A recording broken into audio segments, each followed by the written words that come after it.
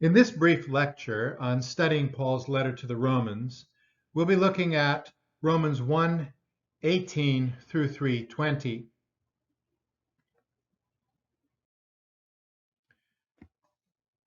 First, let's have a look at the topic and structure of this section. What brings these verses and chapters together? This is the first topic of the letter, and I would suggest that it can be summed up this way. Despite revelation, all have sinned.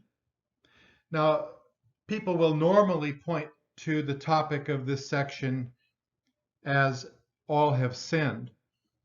In 3:23, just outside of the section, Paul gives another summary of the section that says, all have sinned and come short of the glory of God. So yes, the section is about all have sinned. And yet it is also about the revelation that God has given. The issue at hand is that despite revelation, despite knowing what ought to be done, people have gone ahead and sinned anyway.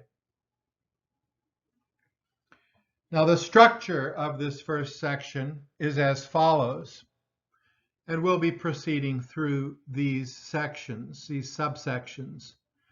First of all, Paul will look at revelation in creation, and then the problem of sin. And then he has a section in 2:1 through 16, where his focus is on doing.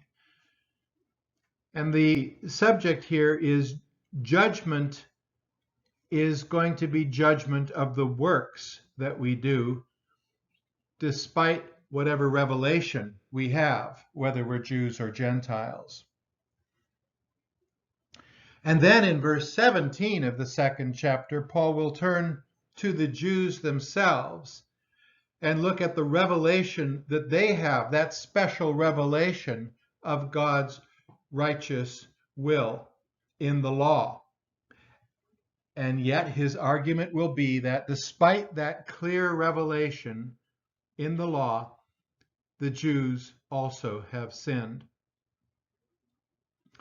Then Paul stops for a moment and he raises 4 questions in 3:1 through 8 that are actually going to give some direction as to what he's going to cover in subsequent chapters outside of this section as well. The first question, though, has to do with this issue that he's just looked at, the issue of the revelation that was given to the Jews. And so he asks the question, are Jews any better off? And he gives an answer in 3:9 through 20. What this first section does is establishes the plight of humanity. And what happens after that, beginning in verse 21 of chapter 3, Paul will look at God's solution to this human plight of sin. So then first, revelation in creation and the problem of sin, 1:18 through 1:32. Paul begins by saying that the wrath of God is poured out. And this whole section is going to be about the just judgment of God on humanity for their sins. Now, the point he makes in verse 18 is that all humanity have been given revelation from God, and yet they have suppressed this plain truth. And he gives 2 primary examples of this, followed by his longest sin list in all of his letters in our section here. So first of all, the revelation that God gives is revelation in creation. And people ought to be able to look at creation and declare that there is a creator. God has made everything that we see. And we can learn certain things about God. Notice the bottom of this slide. We can know from his creation the plain truth of his eternal power and divine nature. How can you look at creation and not exclaim about God's eternal power and divine nature? And yet, and here's his first example, even though having this revelation, people sin. And the specific sin is the sin of idolatry. And so this sin leads to a debased thinking. Paul says, not honoring God or giving thanks, they became futile in their thinking. With darkened hearts, they became fools. In this middle section of our progression on the bottom of the slide, we have a wrong thinking that enters in. Rejecting God, people's thinking is turned upside down. They have futile thinking and darkened hearts and become fools. And what is the result of that? The final part of that bottom part of the slide. They exchange one thing for another. There's an exchange of right actions for wrong ones. They exchanged God's immortal glory for mortal images of man, birds, animals, and creeping things. That list of 4 types of creation of animals is a list of 4 things that are mentioned in Genesis on several occasions as to what God created in terms of the creatures in his creation. And so what people did in rejecting God was they fashioned their own divine images after the creation, having rejected God as the creator. And this is something Paul argues in Romans 1:19 through 23. Now, Paul's next move is to look at revelation and creation in a new way, not about who God is, but what God has created. We ought to be able to look at creation and say, this is what God's intention was for the way in which he made the world.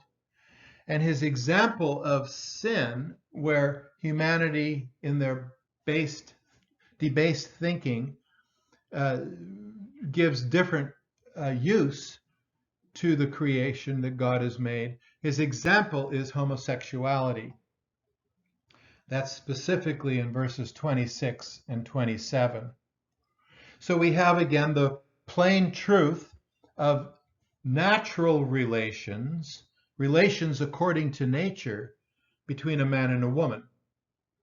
One ought to be able to observe this and say, this is what God intended. But then there's debased thinking once again. Not acknowledging God, God gave them up to dishonorable passions and a debased mind. There are several verses that repeat the idea that God gives them up to their debased thinking, culminating in verse 28 that says that they have, as a result, a depraved mind.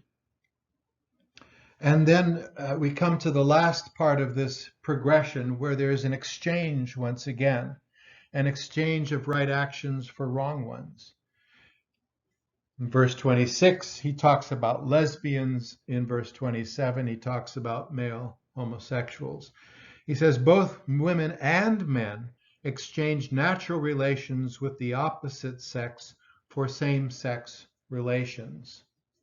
Now note that the debased thinking around this is that they not only do these things, but they believe that they're right to do, they're acceptable to do. And so you have both the action and the thinking about the action in this section, in Paul's explanation of human sin and the problem of sin. This is going to be extremely important in Romans because Paul's solution to the human plight is not going to be simply stop doing bad things. If that were all it was, well, perhaps all you need is the law. But Paul's going to say we need more than the law. We need something else. And what is that thing that we need? We need a transformation within. We need a restoration within. And so this is going to be something that keeps coming up all the way through chapter 12, verse 2, where Paul finally says, don't be conformed to this world, but be transformed by the renewing of your minds. And then you'll know God's will. So the solution is emphasized after all these chapters in between. We move in from Romans 1:28, the debased mind, to Romans 12:2, the transformed mind that knows God's will once again. Now, Paul says that not honoring or acknowledging God, humanity was filled with all manner of unrighteousness. It's not just his two primary examples that show how humanity has gone against creation in idolatry and homosexuality. All sin now floods in through this failure to honor and acknowledge the Creator God. And so here we have Paul's longest sin list in 129 through 31, and I'm going to read all the way through the end of the chapter 32 here. They were filled with all manner of unrighteousness, evil, covetousness, malice. They are full of envy, murder, strife, deceit, maliciousness. They are gossips, slanderers, haters of God, insolent, haughty, boastful, inventors of evil, disobedient to parents, foolish, faithless, heartless, ruthless. Though they know God's righteous decree that those who practice such things deserve to die, they not only do them, but give approval to those who practice them. The problem is deeper than behavior. The problem is approval of things that are wrong. Now here in verse 32, we do have an idea that people still have some inkling as to what God's righteous decrees are, that some things are good and some things are bad. And yet they still go ahead and do them and approve those who practice them. So there's a problem not only of how we think about things, but some deep inner motivation located in human desires that propel people to do evil. And that is also something that needs to be dealt with. Here then we have the plain truth of God's righteous decree in verse 32, those who do such things deserve to die, and yet the debased thinking, they were filled with unrighteousness and approve of those who practice such things. And the result is an exchange of right actions for wrong ones. They exchange righteous practices for unrighteous ones, like in this long sin list. There the problem is then in 1:18 through 32 with the rejection of God the Creator. Human sin is interpreted in terms of all humanity, particularly from a Jewish perspective of the Gentiles, because the Jews did acknowledge the God who created. The Jews did reject idolatry. The Jews did reject homosexuality. And so the readers in the Roman church to this point could be divided between Jews and Gentiles, where the Gentile world, not the Christian Gentiles, but the Gentile world was indicted, and the Jews have yet to be challenged. Now, before we move on, we need to look more at verses 26 to 27, because in our day, in the West, there has been every attempt imaginable to reinterpret the obvious reading of the text to say that it's not actually speaking about homosexuality. We need to say several things about this. First of all, we need to read the passage in context. And that context for us is not only in Romans, but also in Paul and in the New Testament, in the Old Testament, in our canonical Bible, but also how the scriptures were written in other contexts as well, cultural context, the ancient Near Eastern context. and for the Old Testament. And what we find as we look at that evidence is that Jews opposed homosexuality despite their ancient Near Eastern context. We also learn, as we look at the New Testament in its context, that Christians opposed homosexuality despite their context in the Greco-Roman world, in the Roman Empire. And they did interpret this issue in line with Stoic opposition to homosexuality, yes, but they still had a different take on things from the Stoics. Their understanding was in terms of interpreting the Old Testament, particularly passages like Leviticus 18:22 and 20, verse 13 about homosexuality. We'll look at that in a moment. And they also talked not simply about nature, but about God himself as creator. And in that, they also differed from the Stoics. They were in full agreement with Jewish interpretation on this issue. The church has opposed homosexuality since the early times of the New Testament, despite various contexts throughout history. The church, as it expanded in the world and encountered a whole variety of cultural contexts, often came up against practices that were homosexual. And throughout the literature of the church, we find that the church rejected homosexuality and transformed the cultures where the church gained ascendancy. On sexual issues, God's people have always lived against the culture. Secondly, the Stoic philosophy mentioned already approves of living according to nature, which is the language Paul uses in 1:26. According to nature or against nature was language the Stoics used in talking about homosexuality and other things. And so Paul is in agreement here with Jewish and Christian teaching about homosexuality and transgenderism, as are the Stoics. Now, only in recent decades and in the West have a minority of scholars and ministers attempted to provide a revisionist reading to suit the culture. It comes as a surprise to some to say that it's a minority of scholars and ministers, but it doesn't feel that way if you were in one of the mainline denominations in the West. All of these mainline denominations have been declining since the 1960s. They are far smaller than they were in the middle of the 20th century.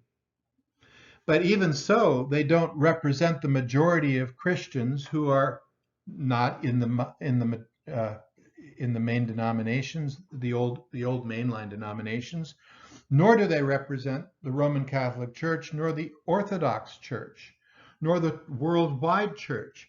And so, yes, indeed, it is a minority of scholars and ministers who have attempted to provide a revisionist reading to suit their culture.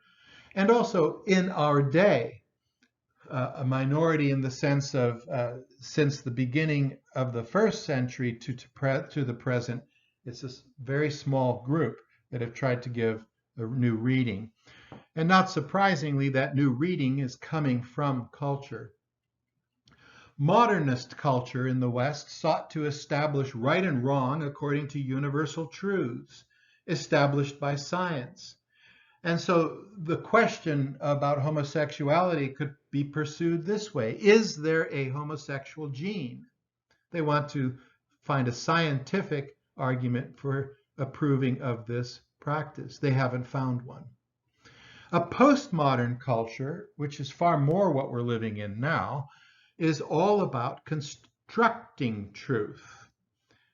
Local communities have their own truths. Individuals even have their own truths. We hear that language from time to time. Let's listen to her truth.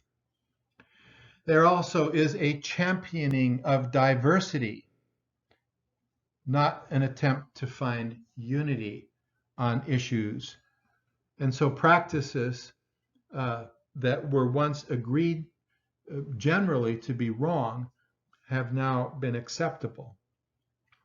And therefore, postmodern culture opposes arguments from nature. Instead of looking to see if we can answer the question when life begins by looking at the development of a fetus, the issue becomes more about the rights of a woman to choose whatever she wants to. That's a very postmodern argument. There's also the issue around transgenderism. Can males who identify as females run in track meets against females?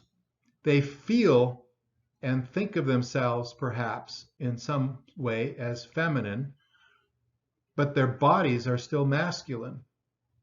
And it's amazing that this argument can actually come up in our time. But it's a good example of a postmodern perspective. You create truth. You construct it. And then there are also practices of altering DNA that pop up in the news every once in a while. The challenge against nature is a characteristic of our current Western culture. And it's also an example of what Paul was talking about. Observing nature, observing creation, nevertheless, people chose something else. They exchanged what God had revealed for something else that they themselves created. That's exactly the challenge that was given to Eve in the garden. In the day you eat this fruit, you'll become like God. Why? Because now the differentiation between right and wrong, good and evil, is going to be in your power. And it's not going to be something that you simply agree to because God says it. Now, there is an inconsistency that needs to be pointed out among these revisionists that challenge the church today. Revisionist interpretations offer conflicting readings. There isn't simply the reading that says Paul was against homosexuality versus actually Paul wasn't against homosexuality, and here's why. There are actually a host of suggestions that have been offered in order to undermine the obvious reading of the text. People have suggested, for example, that what Paul's really talking about is a pederasty. An adult male with a young boy, a teenage boy, usually prepubescent or before the beard starts to show in thickness, that age in the teens. That was a common practice among the Greeks in particular. And perhaps Paul is just talking about that, not homosexuality in general. Or how about this argument? Paul's really talking about doing things that are against one's own nature, that is one's orientation. And so if you are actually oriented to be homosexual, you shouldn't try a heterosexual relationship. Perhaps that's what he's talking about. Or perhaps he's talking about unfaithfulness in relations when he talks about the passions taking over. Or perhaps he's speaking of sexual abuse of slaves, since some have argued, although there's conflicting evidence around this, that there was a lot of sexual abuse of slaves, including homosexual practices. Perhaps he was talking about temple prostitution, which might have also included homosexuality, or even same-sex sex just from a perspective of unclean sex, and so on. People have suggested all of these options, and they are conflicting options, and nothing in the text can support these alternative readings. The ancient literature often refers to these different types of practices, but they make it clear. The authors make it clear what they're talking about. This is an attempt to read into the text something in order to make the text read something else. What Paul talks about in 26 and 27 is lesbianism and adult male homosexuality in particular, and that would have included various kinds of homosexual and transgender practices. Now, we can say something further about homosexuality in antiquity. Every variety was well known, not just, say, for example, pederasty. Also, some have argued that antiquity didn't know anything about orientation in sexuality, and that's simply not true. There are actually a number of different views that can be identified, including even astrology, to see that the ancients were asking the question, was homosexuality or transgenderism the result of nurture or nature? This was a big question in antiquity, and they posed it with regard to this practice. They also talked about desire. Desire was actually a more fruitful way for them to discuss these things. Orientation was too limited. They might have talked about having a certain disposition, which is another word for orientation, but they discussed disposition in the larger category of how we handle desire. And ancient philosophy asked the question, how can we, philosophers, help to heal the disorientation of desire? Whether one gives into it, you know what you want to do, but you can't help it, or whether you're controlled by it. For example, they use the language softness for that, just giving in. Or on the other hand, perhaps some people just embraced it. They said, yes, I want to do this. I think this is great. And that might be captured by the word profligacy. Now, Paul's answer to all this is that nature is defined by what God created, not my orientation, disposition, inclination, or anything else. And furthermore, my orientation is a result of sin. I will regard it as natural and right, even though it's not how God created things. And furthermore, Paul says that God's transformation of the mind and his redirection of desire is the better way to discuss this than a sinful person's, orientation. So as I said earlier, we move from Romans 1:28 to Romans 12:2 in the whole argument of Romans, the transformation of the mind. Paul's other teaching on homosexuality and transgenderism is captured in some other passages, which I'll quickly list here. In 1 Corinthians 6:9, the ESV translates the last part of a sin list as men who practice homosexuality. In doing so, they actually combine two words that Paul uses, malakoi, meaning soft men, and arsenokoitai, meaning men in bed with other men.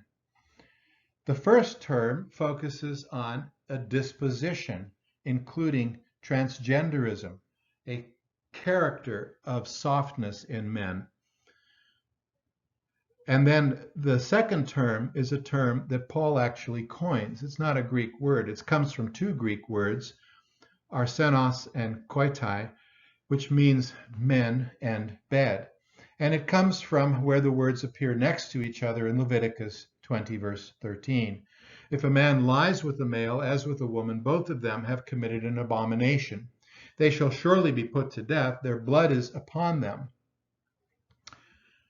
Now, in 1 Corinthians 11:14, Paul has a discussion about a differentiation between men and women at worship. And in verse 14, he says, does not nature itself teach you that if a man wears long hair, it's a disgrace for him? Now, that strikes some people as odd because men can grow long hair, and furthermore, certain groups, like the Germans in Paul's day, did have long hair. So what does Paul mean when he says nature itself teaches you? He's referring to that concept of what God intends for males versus what God intends for females in his creation purposes. And long hair meant womanliness in the Greco-Roman culture of Paul's day. And so often the transgenders or the youths who were being used in pederastic relationships would have long curly hair. So what Paul is saying is that nature in the sense of God's purpose for men to be men is in view in this cultural practice of whether men's hair is long or short. And now in 1 Timothy 1:10, there's another sin list, and here once again Paul uses his own word for homosexuality, arsenokoitai, and these are examples of Paul's other references about homosexuality. Now, as we move on into chapter 2, verses 1 through 16, we find the words like do, works, does, do, doers repeated throughout the verses as this list of number of times for these words appears. Paul is arguing that God's final judgment will be according to the works that we do, whatever kind of revelation we've had. We might have had revelation as the Jews in the law of Moses. We might have had revelation from creation. We might even have an inward witness as to what's right or wrong. So in Romans 2:6 through 8, Paul says, God will render to each one according to his works. To those who by patience and well-doing seek for glory and honor and immortality, he will give eternal life. But for those who are self-seeking and do not obey the truth, but obey unrighteousness, there will be wrath and fury. And in verse 15, he says, they show that the work of the law is written on their hearts. Those who don't have the actual law of Moses show nevertheless that God's purposes are written on their hearts, while their conscience also bears witness, and their conflicting thoughts accuse or even excuse them. In other words, there's some flickering light of what God intends going on inside. But nevertheless, they will be judged on that day when, according to my gospel, God judges the secrets of men by Christ Jesus. So here we have the inward revelation in focus.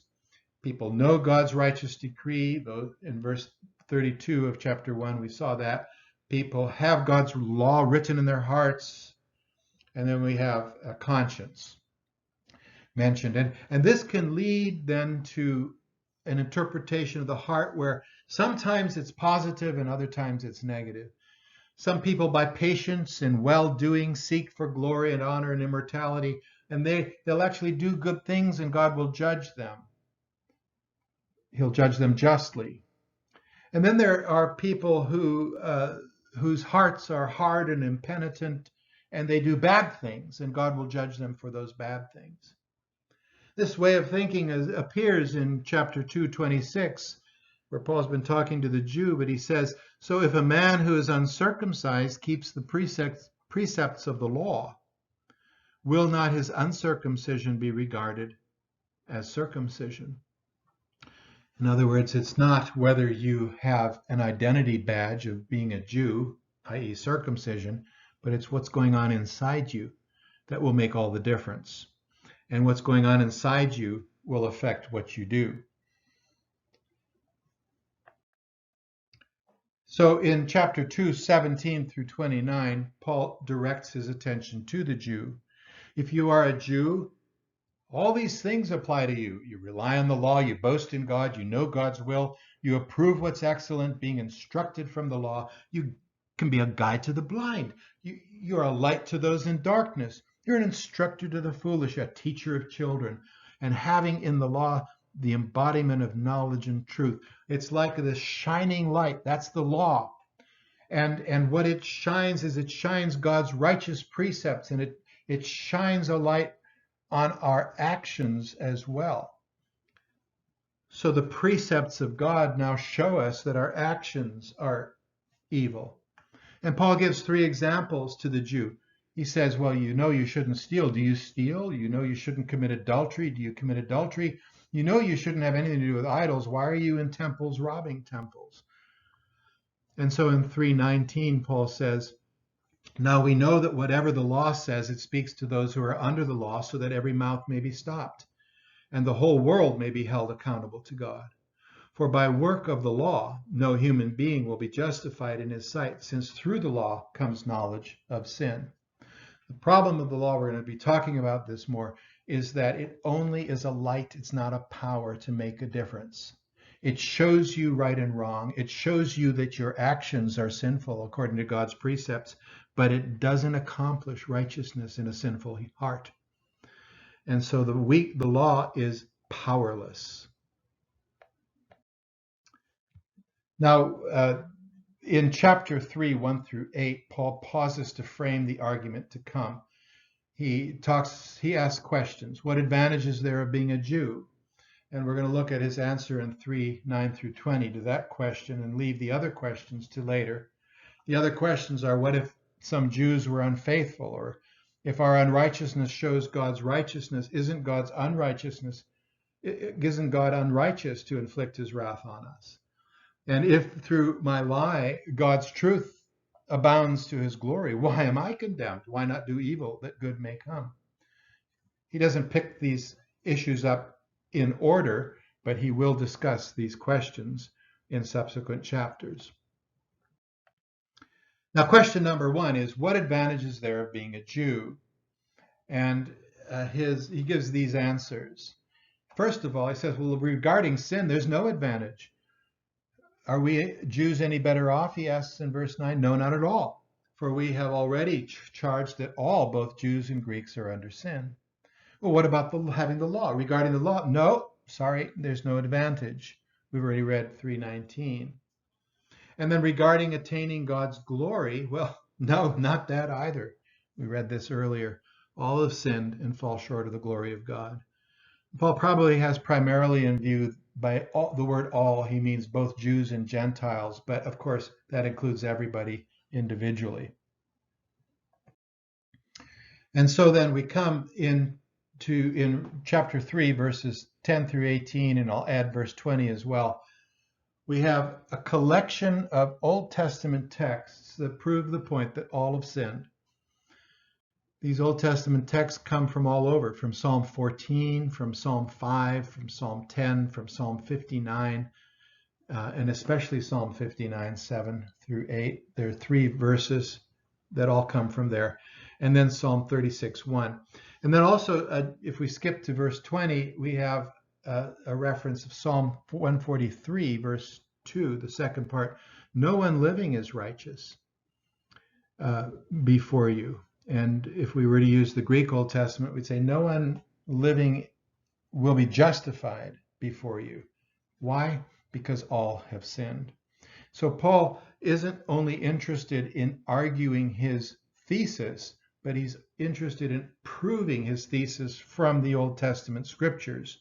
His gospel is going to be a gospel that we can find in the Old Testament, and that begins with assessing the problem that all have sinned.